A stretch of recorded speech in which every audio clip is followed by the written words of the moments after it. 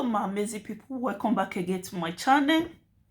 Good morning, good afternoon, good evening, according to your time, according to the place where you for they see our video. I greet the house, I greet everybody, I greet papa and mama.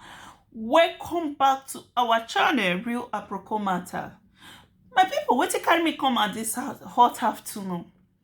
Now because of izzy omoruyi matter when they trade about picture and everything, when they say the guy say he innocent, or and secondly izzy ogbeide they find any presenter when talk say they get the picture of Aproko, and secondly she still post the guy video, 2 minutes of the guy video. Izzy ogbeide, for you to even post this guy video, I dey shame your shame for you. I dey shame for you to post this guy video on your platform. I dey shame for you.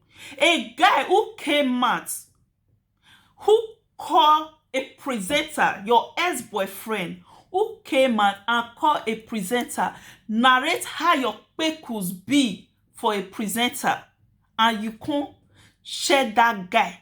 He can't make video, or you go hide beggar. He can't make video. Can't they say I didn't send? Can't they speak English? You are not educated, guy. You are not educated. Educated guy can never behave the way you do. Calling a woman, not even a girl, a lady, a married woman, telling her about your guy, your ex-girlfriend, how her Aprokos be. My dear, you are not educated. Not speak English, speak broken, or you speak your Benin language. A guy who gets sense up there, upstairs there, he not go behave the way you behave. Now you are denying. Say you not even send picture. You send picture. Yeah. You send picture. The main reason why some people, some stupid people will believe you, say Rita not post the picture. You send picture. For you to open your mouth, call Rita, tell Rita how your woman Aprokos be, meaning say 100% you send picture. You send picture.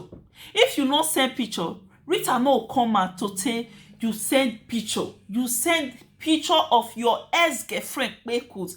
How her Aprokos dey hair. Say she know the shave. A guy, you go do video now, send for your girlfriend to post. You dey defend yourself. Maybe she don't threaten you. Now you are defending yourself. Now you want to Rita to liar. I don't know. I don't see the video. I don't see the picture, and I don't care to see my fellow woman Aprokos. If I want to see, I will see, but not she's not my friend. So you now came out, you are defending yourself, telling the whole world, or you make a video to your ex-girlfriend.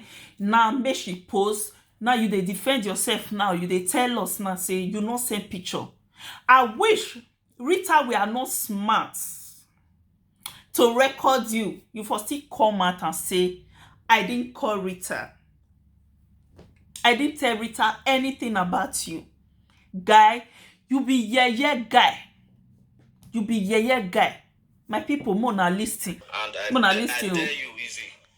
See your money like anywhere when you want to carry the matter, I go carry and go make them bring the new picture come out. No, you dey defend for naked picture now. Say you not talk, or you not send give anybody. What about your voice when they record? Easy, you fuck up, oh. You fuck up, oh. Say this boy when open mouth go they discuss your Aprokos, how your body be, how you take dirty. Go they discuss and give Queen Rita. The guy can't even do video. You can't see you fuck up. Sha. We guess we dey fuck up where I don't know. I know say you dey try to defend yourself, or to say you not dirty, and I make you dey post this guy picture or post the video. You not supposed deal with this guy. No, not just talk about presenter. Say a presenter when get her now you dey look for. Not be person talker. As you dey, if they say show money, as in draw the person, go anywhere when you want draw the person, go. This guy, as you dey draw the person, then they drop this guy too. He thank God say na Nigeria dey, not be Europe dey. Because as you dey drop any presenter, now person give that information. That presenter, they are not your friend, they are not your boyfriend, not your girlfriend. Something like that. Yes, we did. With that mat wey wide, wey take carry, they talk for it, go they call Rita. They give Rita information about your girlfriend, your ex-girlfriend. One thing about una wey be men, una claim say una love women. And secondly, instead of you, when you see say this girl, she no dey shave, why not correct her? Why not tell her what you like? She no dey brush her teeth or she no dey rub lipstick. Why not tell her what you like? Because now everything you talk with this your wide mouth, as you just find read so, say now you come out, come dey talk all those kind of things. And now you dey defend yourself now, say you not send any naked picture give Rita. You said that before you come out, come dey talk all those things. 100% say you send that picture. You send the picture, my guy. Not just try to deny. We know people when get sense up there, they know say you send that picture, and stop deceiving people or deceiving your ex-girlfriend to believe you again. Even though you and your ex-girlfriend on dey, must you carry anything about her to person when she gets issue with? Izzy, you tell you fuck up. Oh, now the guy he can't do video give you. You can't still carry. You can't put her for your this thing. Before this guy do video, maybe na Izzy go the beggar. So my people, what you not think about this video? I just do this video because I just dey vex. I see and when the guy come they do the Izzy take post the video, and secondly Izzy say he dey find the presenter, any presenter that say they have it. Just record the place they say I have it and send it to me. Izzy, I dey shame because this guy, you really fall your hand. You're not supposed to tell her may do video, may you come post without a mat when wide like my mat. So my people, wanna listen before I end this video. Fine, it's true, but to the extent the way why? Okay, now he said it's true that he was on call with Rita. And now you dey defend yourself, say you not send naked picture give Rita. You do am, my dear brother. You do am. If other people will believe you, me 100%, I will never believe person like you. Before you go even enter, take phone, because 100% not be Rita call you to ask you question. Now you carry yourself, call Rita, tell Rita everything about her. Now you come here, come dey defend yourself. You come dey defend yourself. I beg my people.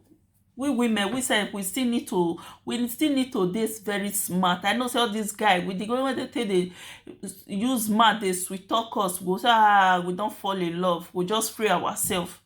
For a person like this, your girlfriend may they careful because it can also do it to you too. So my amazing people, God bless you all for watching. Please don't fail to drop your comments of what you think about this video. Stay blessed and enjoy watching. My people, if today is your first day of coming across my video, please don't fail to subscribe on your notification bell in case whenever we drop any video, you will receive our video. Let me remind you that subscription is free. Support your girl, support your sister by subscribing. Stay blessed. Like this video, share if you can share for me. Bye. See you on my next video. Header.